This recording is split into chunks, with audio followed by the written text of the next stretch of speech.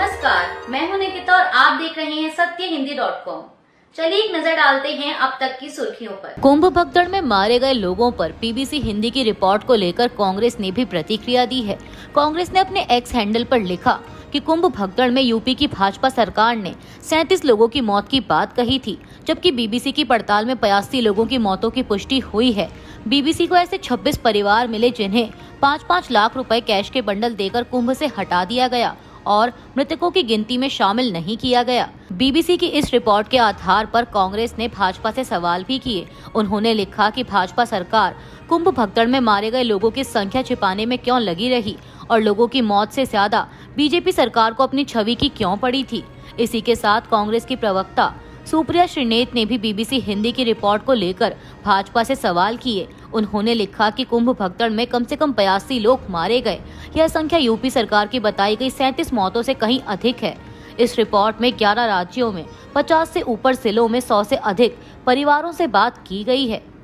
29 जनवरी 2025 यानी मौनी अमावस्या के दिन प्रयागराज के कुंभ मेले में जानलेवा भगदड़ की 4 घटनाएं हुई थीं।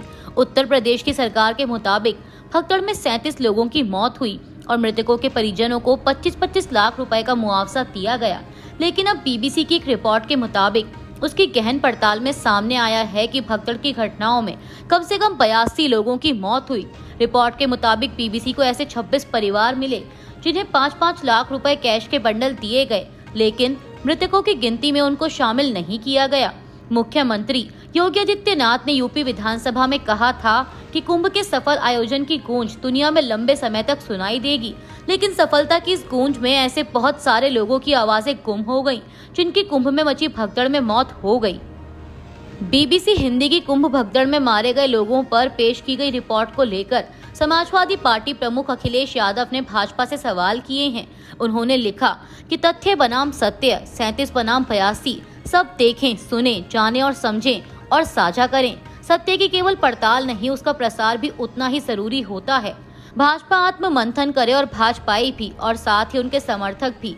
जो लोग किसी की मृत्यु के लिए झूठ बोल सकते हैं, वो झूठ के किस पाताल पर्वत पर चढ़कर अपने को अपने मिथ्या साम्राज्य का मुखिया मान रहे हैं। अखिलेश यादव ने लिखा कि झूठे आंकड़े देने वाले ऐसे भाजपाइयों पर विश्वास भी विश्वास नहीं करेगा। अखिलेश यादव ने आगे कहा कि ये रिपोर्ट अंत नहीं बल्कि महाकुंभ में हुई मृत्युओं और उनसे जुड़े पैसों के महासत्य की खोज का आरंभ है।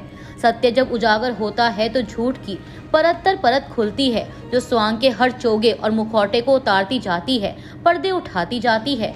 झूठ का कोई भी सूचना प्रबंधन ऐसे सत्य को बाहर आने से नहीं रोक सकता। दिल्ली की पूर्व मुख्यमंत्री आतिशी को मंगलवार को दिल्ली पुलिस ने हिरासत में ले लिया।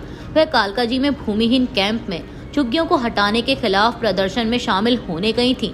मीडिया से बात करते हुए आम आदमी पार्टी नेता आतिशी ने कहा कि भाजपा ये झुग्गियां तोड़ने वाली है और आज मुझे जेल ले जा रही है, क्योंकि आज मैं इन झुग्गी वालों की आवाज उठा रही हूं। भाजपा और रेखा गुप्ता जी को झुग्गी वालों की हाय लगेगी। भाजपा कभी वापस नहीं आएगी। इन गरीबों की भाजपा को हाय लगेगी। पुलिस हिरासत में जाने से पहले उन्होंने बताया कि भूमिहीन कैंप में रहने वाले लोग झुग्गियों को हटाने के खिलाफ प्रदर्शन कर रहे थे। उन्होंने कहा कि भूमिहीन कैंप के लोग जिनके कल घर उजड़ने वाले हैं, वे आज सड़क पर शांतिपूर्ण विरोध प्रदर्शन कर रहे थे। उनको बर्बरता से डंडे मारकर भगाया गया, उनको हिरासत में लिया गया है। कांग्रेस अध्यक्ष मल्लिकार्जुन खड़गे ने लोकसभा के डिप्टी स्पीकर पद की चुनाव प्रक्रिया की शुरुआत करने के लिए प्रधानमंत्री मोदी को पत्र लिखा है। उन्होंने इसकी जानकारी अपने एक्स अकाउंट पर दी। खड़गे ने अपने पोस्ट में लिखा कि प्रधानमंत्री श्री नरेंद्र मोदी को लिखे गए मेरे पत्र में मैंने लोकसभा डिप्टी स्पीकर के चुनाव की प्रक्रिया तुरंत शुरू करने की अपील की है। उन्होंने अपने पत्र में लिखा कि प्रिय प्रधानमंत्री, मैं आपका ध्यान एक गंभीर मुद्दे की ओर दिलाना चाहता हूँ। यह मुद्दा लोकसभा में डिप्टी स्पीकर के पद के खाली रहने से जुड़ा है। भारतीय संविधान के अनुच्छेद 93 के मुताबिक लोकसभा के 2 सदस्यों को स्पीकर और डिप्टी स्पीकर के रूप में चुना जाता है। संवैधानिक रूप से डिप्टी स्पीकर स्पीकर के बाद सदन का दूसरा सर्वोच्च पीठासीन अधिकारी होता है। मल्लिकार्जुन खड़गे ने भाजपा सरकार पर संविधान के तय नियमों के उल्लंघन का आरोप लगाया है। राजा और सोनम रघुवंशी मामले में चारों अभियुक्तों को मेघालय पुलिस के 7 दिन के ट्रांजिट रिमांड में भेज दिया गया है। इसकी जानकारी इंदौर पुलिस के एडिशनल टीसीपी राजेश टिंडोतिया ने समाचार एजेंसी ANI को दी। उन्होंने कहा कि सुरक्षा के बीच आनंद को आज कोर्ट में पेश किया गया था। शिलांग पुलिस ने कोर्ट से आनंद के लिए 7 दिन की पुलिस ट्रांजिट रिमांड मांगी थी। कोर्ट ने शिलांग पुलिस की मांग को स्वीकार करते हुए अभियुक्त आनंद को 16 जून तक ट्रांजिट रिमांड के लिए भेज दिया है। इन चारों अभियुक्तों को मेघालय पुलिस अब शिलांग लेकर रवाना हो गई है। बता दें कि मेघालय पुलिस ने सोमवार को बताया था कि मृतक राजा रघुवंशी की पत्नी सोनम रघुवंशी ने सरेंडर किया है। इंदौर के साकार नगर के रहने वाले दंपत्ति 29 साल के राजा रघुवंशी और 27 वर्षीय सोनम की शादी 11 मई को हुई थी और वो 20 मई को मेघालय के लिए घर से निकले थे, लेकिन 23 मई को लापता हो गए थे। राजस्थान के टोंक जिले में मंगलवार दोपहर को बनास नदी में डूबने से 8 दोस्तों की मौत हो गई। टोंक जिले में सदर थाना इलाके के पुराना बनास पुलिया के पास हुई इस घटना की सूचना मिलते ही पुलिस और रेस्क्यू टीम मौके पर पहुंची। घटना की सूचना जयपुर पुलिस को दी गई। टोंक जिला पुलिस अधीक्षक विकास सांगवान ने मीडिया को बताया कि यह 11 युवक थे, जिनमें से 3 युवकों को बचा लिया गया है, वहीं 8 युवकों की डूबने से मौत हो गई। यह सभी जयपुर के रहने वाले थे। इस घटना पर पूर्व मुख्यमंत्री अशोक गहलोत ने दुख जताते हुए अपने एक्स अकाउंट पर लिखा कि प्रशासन एवं सरकार यह सुनिश्चित करें कि भविष्य में ऐसी घटनाएं दोबारा ना हो सकें। टोंक से विधायक और पूर्व उप मुख्यमंत्री सचिन पायलट ने भी अपने एक्स अकाउंट पर लिखा कि टोंक में भ्रमण पर आए जयपुर निवासी युवकों के बनास नदी में डूबने के कारण कुछ की मृत्यु का समाचार अत्यंत दुखद एवं हृदय विदारक है। इस हादसे में प्राण गंवाने वाले युवकों के परिजनों के प्रति मैं अपनी गहरी संवेदनाएं व्यक्त करता हूं। ईश्वर उन्हें यह कष्ट सहने का संबल प्रदान करें। ऑस्ट्रिया के ग्रात्स शहर में एक स्कूल में गोलीबारी होने की खबर सामने आई है। ऑस्ट्रियाई पब्लिक ब्रॉडकास्टर ORF ने गृह मंत्रालय के हवाले से बताया कि स्कूल में गोलीबारी में कई लोगों की मौत हुई है। हताहतों में कई स्टूडेंट और टीचर भी शामिल हैं। ऐसा माना जा रहा है कि गोली चलाने वाले अभियुक्त ने बाद में स्कूल के शौचालय में खुद को भी गोली मार ली है। मीडिया रिपोर्ट्स के मुताबिक ऑस्ट्रियाई पुलिस ने कहा है कि गोलीबारी ग्रात्स शहर के एक फेडरल अपर सेकेंडरी स्कूल में हुई, जो मेन सेंट्रल ट्रेन स्टेशन से ज्यादा दूर नहीं है। क्रोनन ज़ितुंग टैब्लॉइड के मुताबिक हमले में 8 लोग मारे गए हैं। हालांकि आधिकारिक तौर पर इसकी पुष्टि नहीं की गई है। जम्मू कश्मीर के श्रीनगर के एक परिवार द्वारा यह दावा किए जाने के बाद कि उनके बेटे की दिल्ली में हत्या कर दी गई, कश्मीर में गुस्सा फैल गया है। कुछ राजनेताओं ने आरोप लगाया है कि दिल्ली पुलिस ने उनके बेटे को प्रताड़ित किया और डॉक्टरों ने उसका इलाज करने से इनकार कर दिया। कुछ लोगों ने इसे पहलगाम के बाद कश्मीरियों के विरुद्ध हुई प्रतिक्रिया से जोड़ा। आपको बता दें कि मामला है क्या। दरअसल दिल्ली के एक हस्तशिल्प कंपनी में काम करने वाले 30 वर्षीय जुबैर अहमद भट्ट की सोमवार को राजधानी में रहस्यमय परिस्थितियों में मौत हो गई। बुधवार को उनका शव वापस लाया गया।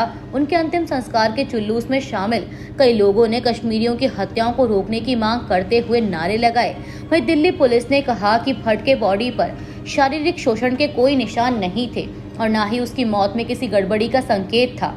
अधिकारियों ने संभवतः नशीली दवाओं के सेवन का संकेत दिया, लेकिन वहीं एक रिश्तेदार ने बताया कि भट्ट ने अपने परिवार को व्हाट्सएप पर मैसेज भेजा था, जिसमें उसने बताया था कि कश्मीरी होने की वजह से उसे डंडों से पीटा गया। उसने यह नहीं बताया कि उसे किसने पीटा। महिला रिश्तेदार ने पत्रकारों को बताया कि उसने बताया था कि उसे डंडों से पीटा गया था, लेकिन उसने हमसे आग्रह किया कि हम उसकी मां को यह बात ना बताएं, क्योंकि वह इसके बारे में सुनकर मर जाएंगी।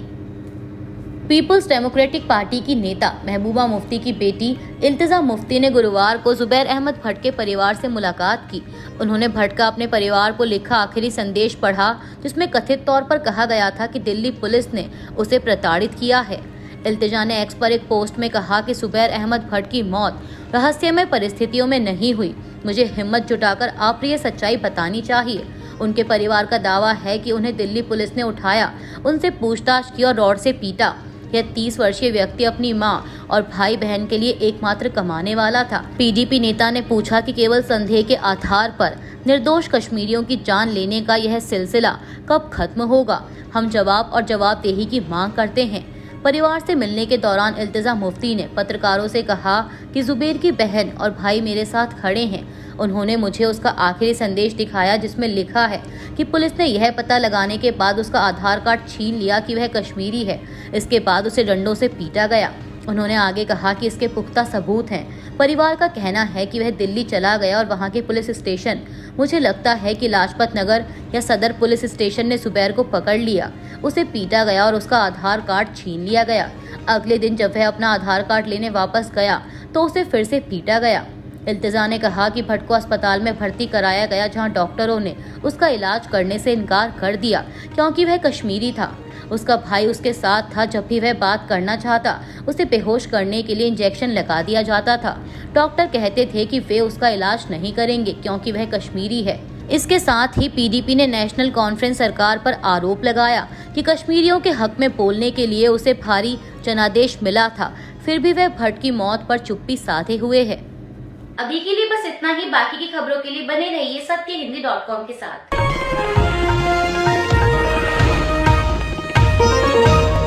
Copyright disclaimer under Section 107 of the Copyright Act 1976. Allowance is made for fair use for purposes such as criticism, comment, news reporting, scholarship, and research. Fair use is a use permitted by copyright statute that might otherwise be infringing.